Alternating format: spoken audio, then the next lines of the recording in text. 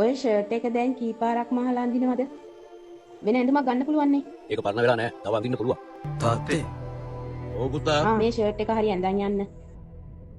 ඔය ෂර්ට් එක පරිස්සමෙන් අරන් තියන්න. මම කරන රස්සාවට මේක මගයි. කියන්න පුතා. තාත්තා මං සෙල්ලම් කරන ෆුට්බෝල් සපත්තු දෙක දැන් හොඳටම කැඩලා තියෙන්නේ. ලබන සතියේ මැච් වගේකුත් තියෙනවා. මේ ළඟදිත් ආයේ මොනවදෝ ගන්න ඕනේ කියලා සල්ලි ඉල්ලගත්තා නේද? බොරුවට එක එක දේවල් ගන්න සල්ලි නාස්ති කරන්න එපා පුතා. කටවහ ගන්න.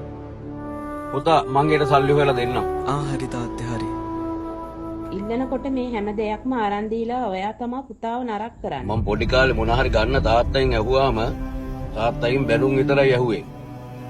අපේ තාත්තා මට මොකුත්ම අරන් දුන්නේ නැහැ. එතකොට ඒ වේදනාව මම හොඳට විඳලා තියෙනවා.